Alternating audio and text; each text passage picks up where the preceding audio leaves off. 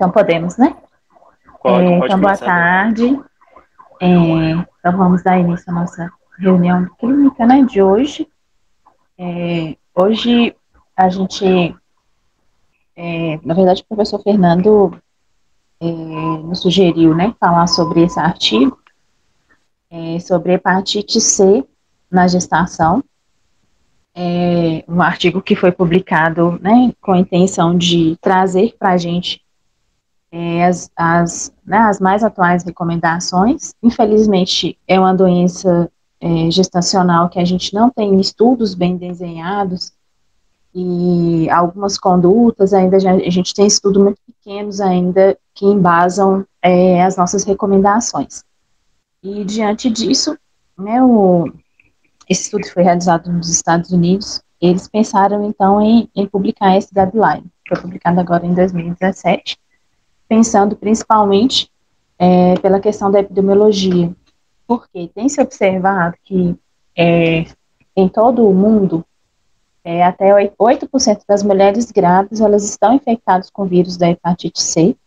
Nos Estados Unidos, cerca de 8 a 4% das mulheres grávidas são infectadas por esse vírus, e de 2009 a 2019, observou-se uma prevalência de HCV em mulheres jovens aumentada em cerca de 161%.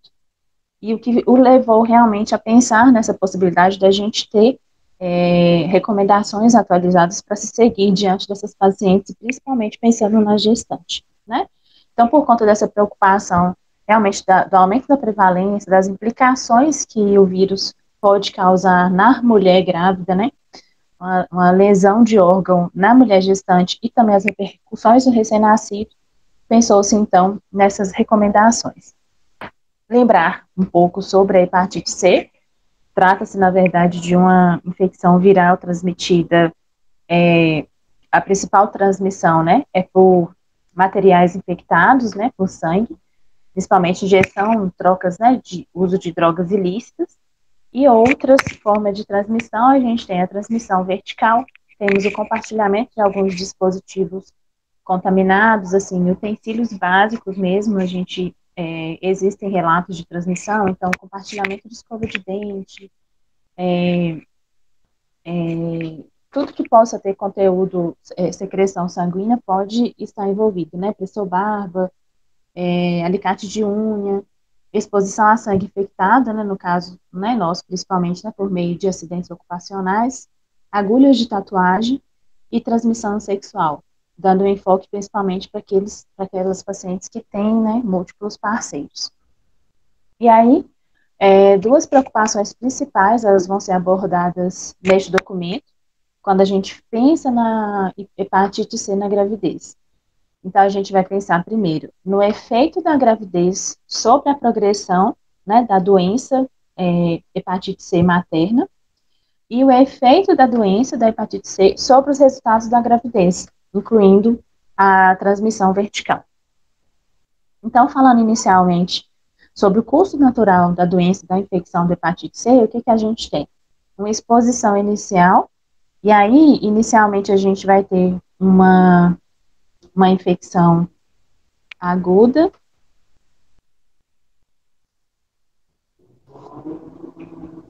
Só um minutinho. Então, a gente tem uma exposição aguda. Quando, nos primeiros 6 meses após a exposição a esse vírus, e o que é que a gente tem? Que, na verdade, 75% desses pacientes, eles vão ser assintomáticos. Os outros 25% pode ter dor abdominal, náusea, anorexia, icterícia, mal-estar. Desses pacientes que têm uma exposição ao vírus, 15 a até 45% vão conseguir eliminar o vírus em torno de 6 meses e vão passar sem maiores complicações por essa infecção. Mas outros que foram expostos, que não tiveram tratamento, ou então que eles não conseguiram eliminar espontaneamente o vírus da hepatite C, eles vão evoluir com a infecção crônica, né, que ocorre após os 6 meses de exposição. Na infecção crônica, também, geralmente, ela é assintomática, então, você pode, não é incomum a gente ter um paciente que passe pela infecção aguda, esteja em infecção crônica e não tenha sintoma, né? Quando a gente vai diagnosticar, realmente ele já tem uma lesão de órgão, né? Uma lesão hepática especificamente, e que algumas vezes a gente já não consegue intervir.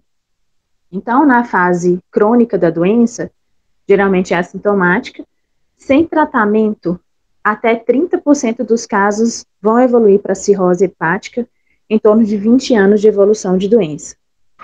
27% dos pacientes que têm cirrose, eles podem evoluir, né, tem risco de evoluir com carcinoma hepatocelular em 10 anos que eles têm a cirrose.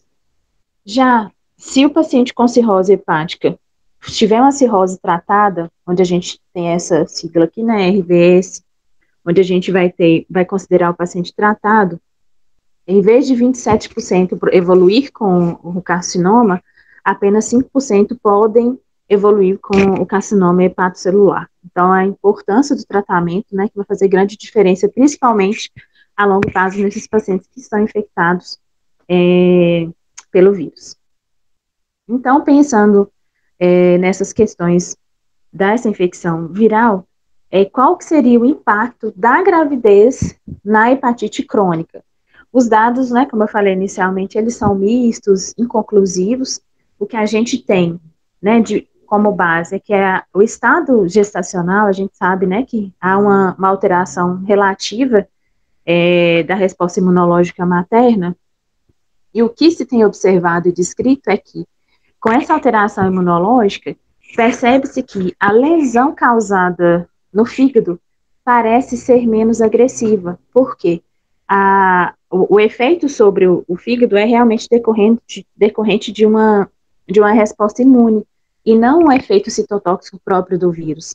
Então, como a gente tem essa resposta imune um pouco mais diminuída na gestação, o que se percebe é que a lesão hepática é menor e os níveis séricos da alanina aminotransferase, o ALT, ele normalmente tende a diminuir em torno do segundo e do terceiro trimestres, e depois retorna aos níveis pré-gestacionais quando o pós-parto. Em relação à viremia, né, quando a gente dosa o RNA do vírus da hepatite C, eles podem aumentar durante o segundo e terceiro trimestre, na mesma lógica do que a gente, né, havia falado em relação à lesão. Quanto à evidência de histologia dos efeitos da gravidez da hepatite C, ela também é inconclusiva.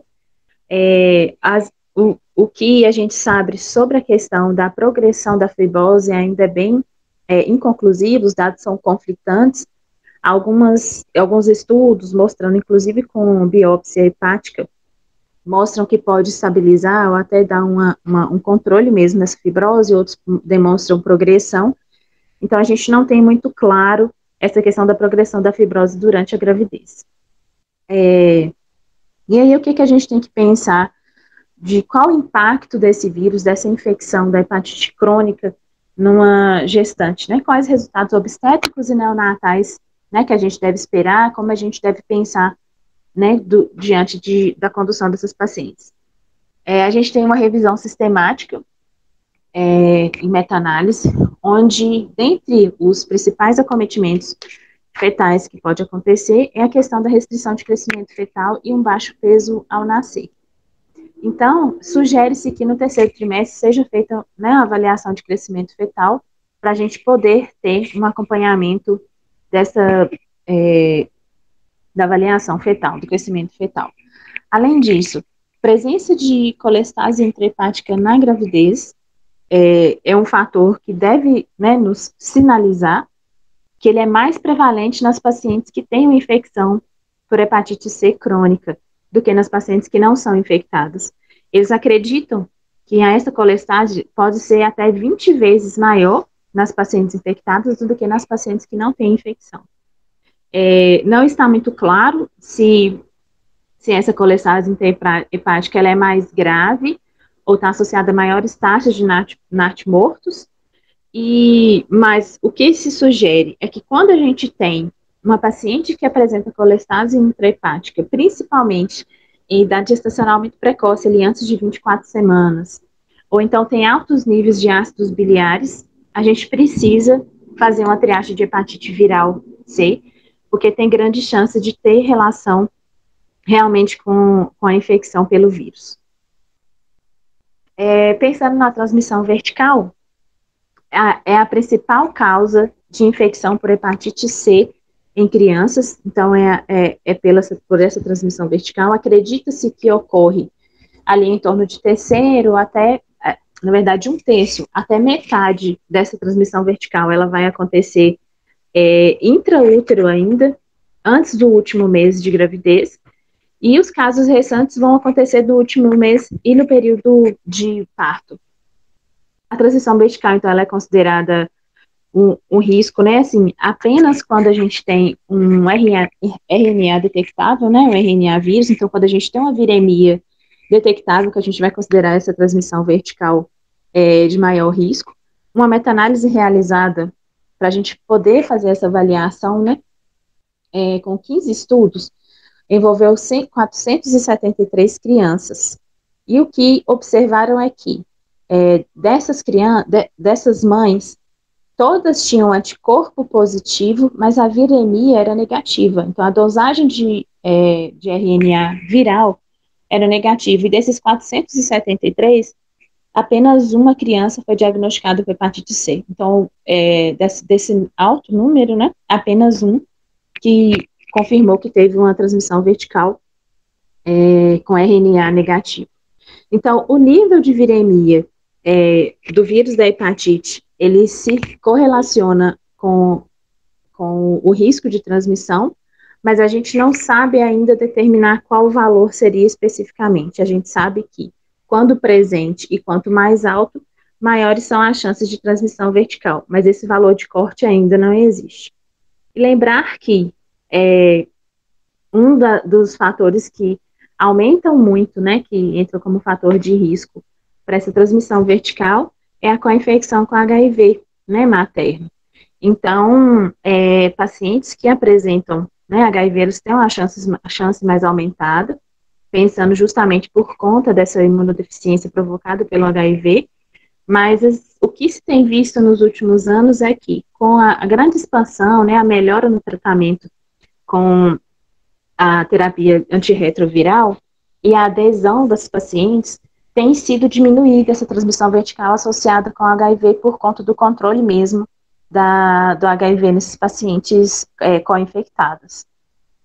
Então, diante desses fatores, né, expostos, o que se pensou, né, para a gente conseguir fazer uma triagem da hepatite C durante o pré-natal. Então, o rastreio pré-natal, ele é universal, e ele foi pensado em se tornar-se universal porque tem melhorado os resultados de saúde da mulher e também do neonato. A gente está falando de um diagnóstico precoce, é o momento, né, assim que a gente, assim como outras pesquisas, a gente tem a oportunidade, né, de que essas pacientes estejam mais próximas de nós, profissionais de saúde, e aí é o momento mesmo da gente conseguir dar alguns diagnósticos.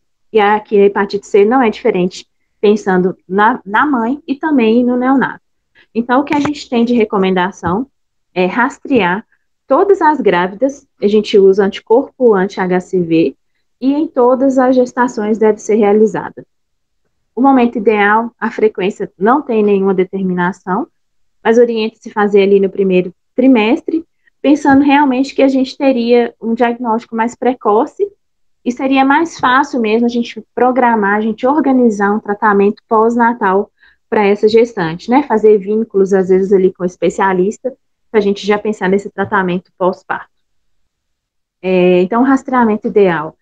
A gente tem que os anticorpos, eles vão, geralmente, eles se desenvolvem em torno do segundo, sexto mês após a exposição, na fase aguda, e eles perduram por toda a vida. A viremia, né, então a presença do RNA que a gente dosa, ele vai indicar uma infecção ativa, e ele é detectado pela primeira vez ali em torno da primeira até a terceira semana após a exposição. Mas o teste de triagem padrão, o rastreamento, deve ser feito dosando os anticorpos anti-HCV. Então, diante da dosagem do anti-HCV, a triagem pré-natal, a gente recebe um anti-HCV positivo, o que que a gente tem que pensar, né?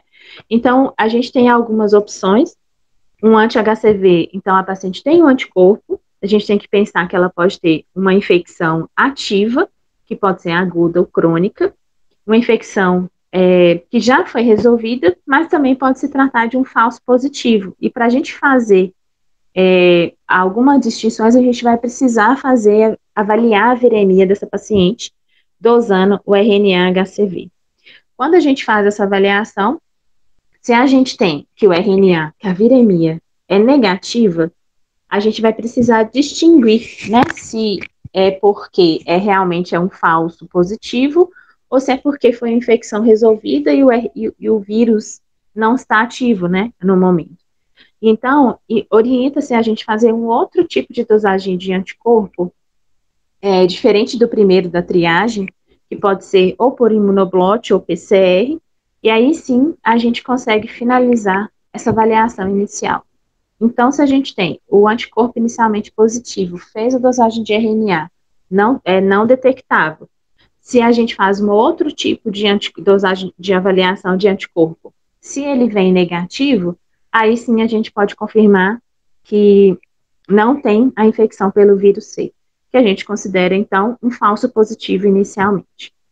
Caso a gente faça o anti-HCV, né, com o outro parâmetro de avaliação, e ele venha positivo, aqui a gente fala realmente de uma resposta imune, e o paciente teve uma infecção previamente, e no momento ela não tem infecção ativa. Mas, dosando o RNA, se o RNA vier positivo, a gente confirma a infecção ativa naquele momento, que pode ser, né, aguda ou crônica. Então, o falso positivo, a gente vai ver que, finalmente, o novo anti-HCV vai vir negativo, e quando é doença, que é a infecção resolvida, ela vai ter o sinal da imunidade. Então, diante de uma gestante, que a gente comprova que ela tem uma infecção ativa pelo vírus da hepatite C, a gente tem alguns exames que são orientados, né, para se coletar. Não existe uma rotina que deve ser colhida em série desses exames, mas o ideal é que você tenha ao diagnóstico esses exames registrados para a gente ter uma carga viral basal, que é o primeiro teste, né, que é o teste quantitativo do RNA, e os outros exames para a gente fazer uma avaliação hepática mesmo dessa gestante. Então, fazer a LTST, albumina, bilirrubinas, tempo de protrombina, plaqueta, o teste genótipo para a gente avaliar qual é o vírus, né, que infectou a essa gestante. DSTs, fala-se, né, da oportunidade de se fazer essa pesquisa, além do que a gente pode ter essas infecções concomitantes, né, pensando na via de transmissão que é similar. Então, HIV, sífilis, gonorreia, clamídia e hepatite hepatite B deve ser pesquisada, e recomenda-se a vacinação contra a hepatite A e contra a hepatite B, caso a gestante não seja imune, para as pacientes que já são, né, já têm o diagnóstico de hepatite C confirmada.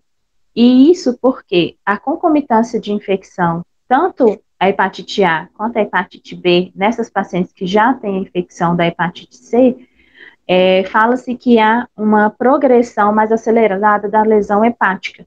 Então, por isso, dessa investigação e a gente ter esse olhar, né, mais atento para a gente poder acompanhar essas mulheres. Então, diante da infecção do vírus, a gente tem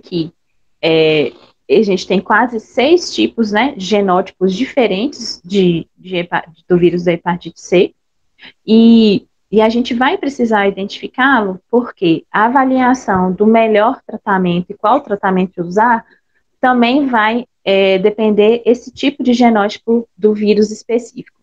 O objetivo do tratamento é atingir realmente uma viremia indetectável, que é considerada, né, esse RVS, é quando a gente tem esse RNA viral indetectável em torno de 12 a 24 semanas após o tratamento, e em geral a gente considera que esse tratamento é um tratamento curativo quando isso acontece. Os pacientes que não têm cirrose, que são tratados, eles evoluem com a resolução total da doença hepática, mas os pacientes que já têm a cirrose, mesmo que tenha uma RNA viral indetectável, a gente pode ter, a gente, na verdade, diminui a regressão da fibrose hepática e diminui, consequentemente, o risco de uma insuficiência hepática, do carcinoma hepatocelular e também da hipertensão portal. Então, tanto pacientes com cirrose ou os pacientes ainda que não têm, vão ser beneficiados quando a gente pensar no tratamento dessa doença. Quanto à ingestão de bebida alcoólica, a orientação é que obtenha-se, né, uma abstinência alcoólica, porque acredita-se que modestas quantidades de ingestão de álcool possa piorar a progressão da doença. A doença hepática avançada, às vezes pode ser necessário a gente fazer ajustes de dose de algumas medicações. Mas caso não tenha doença hepática, em geral, esse ajuste não é necessário. Lembrar que pacientes que têm hepatite C e cirrose, eles não precisam evitar o paracetamol, né, aqui para a gente principalmente, né, pensando que é o nosso principal analgésico. Ele é aconselhável numa dose máxima mais baixa, então a gente vai pensar numa dose de 2 gramas máximo dia nas pacientes que têm que são portadoras da hepatite C e com cirrose. E lembrar da prevenção da transmissão, que a gente precisa orientar esses pacientes, né? Então, evitar compartilhamento de artigos de higiene pessoal, né? Escova de dente, pessoa barba, dentre outros, e com contatos próximos, evitando também compartilhamento de agulhas, né? Principalmente no uso de drogas. Como eu falei anteriormente, a vigilância em série da função hepática e da carga viral durante a gravidez, nas pacientes que são hepatite C positivas, ele não é recomendado.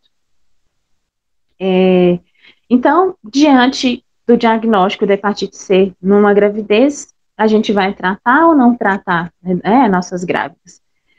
Então, o tratamento é baseado, né, no genótipo, na presença de cirrose, nos tratamentos anteriormente realizados, mas infelizmente o que a gente tem aqui, as terapias atuais, né, antivirais, elas não são, que são recomendadas para o tratamento desse vírus, eles ainda não são aprovados para serem usados na gravidez. Então, a recomendação, né, nesse artigo é que os regimes antivirais de ação direta, que é esse DAA, que é a primeira escolha, tende a dar uma resposta curativa em menor tempo possível, cerca de 90% dos casos conseguem um tratamento curativo. Fala-se que eles recomenda-se, né, que sejam iniciados apenas se for mesmo no contexto de um ensaio clínico durante a gravidez, e que as pessoas que estão em tratamento, as mulheres que estão em tratamento e que engravidam usando esse antiviral, deve ter realmente um aconselhamento, que é uma tomada de decisão realmente compartilhada, para a gente pesar riscos e benefícios, porque a gente não tem estudos em humanos, e os estudos realizados em animais, eles não mostram teratogenicidade, mas até então a gente não tem recomendação para tratar grávida.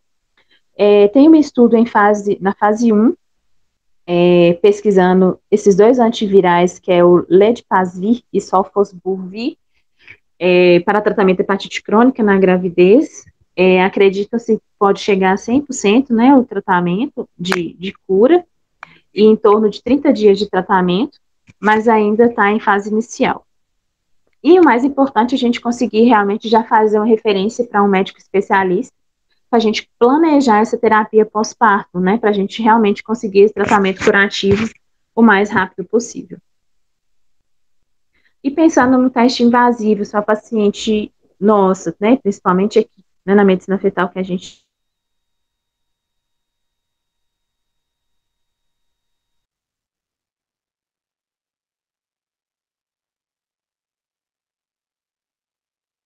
tem.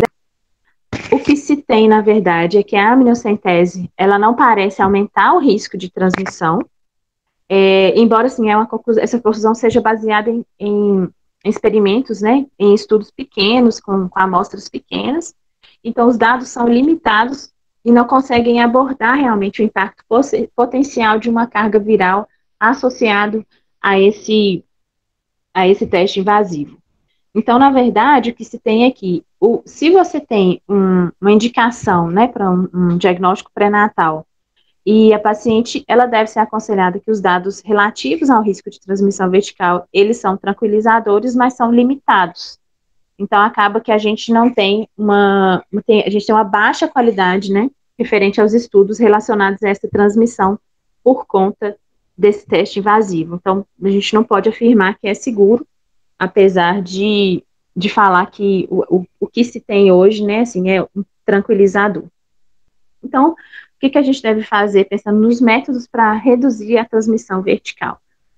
A via de parto e o risco de transmissão. A gente tem que o parto vaginal, ele não mostrou ser um fator de risco para a transmissão vertical. Todos os estudos que foram publicados sobre a via de parto e o risco da transmissão, eles são estudos observacionais. A maioria não avalia a carga viral no momento do parto, mas os estudos que foram descritos, nenhum conseguiu identificar a via de parto que estivesse relacionada ao aumento do risco de transmissão vertical.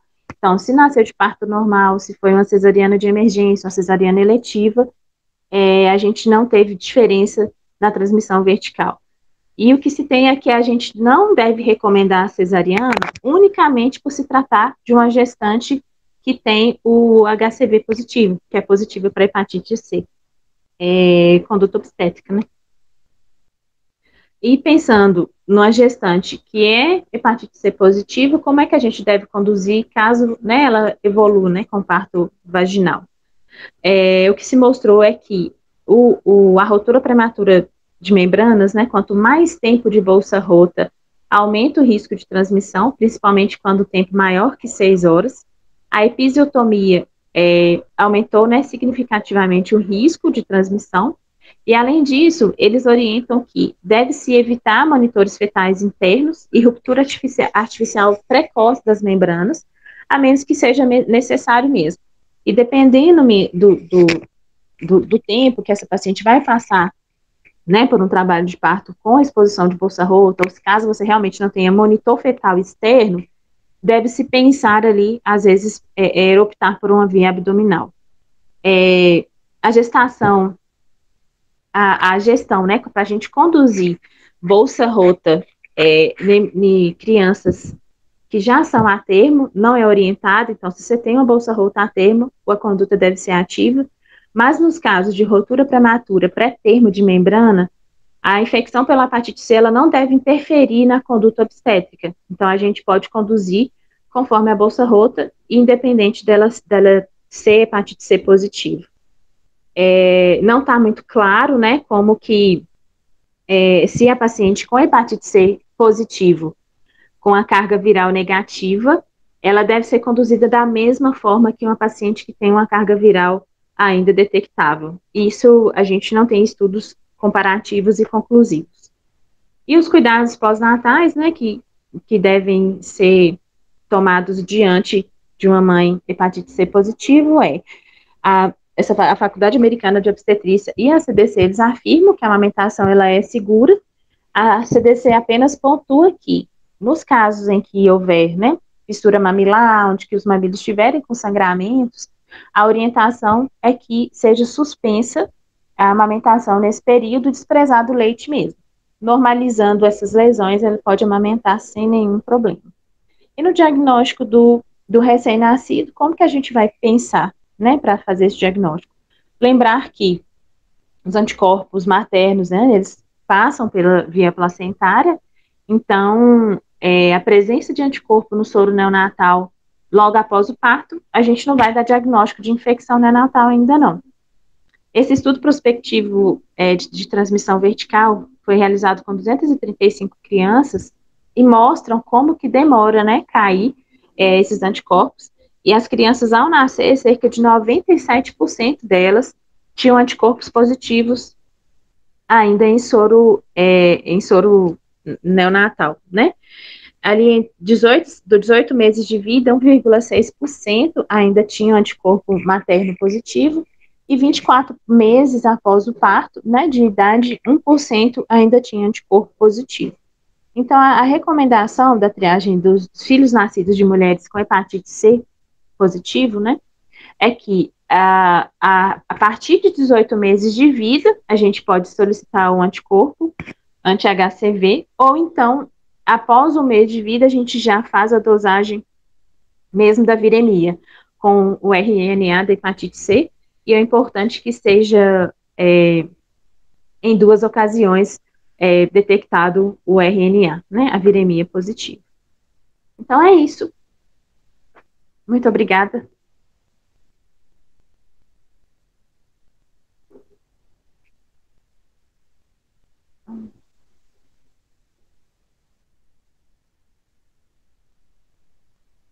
Professor, não estou te ouvindo, não.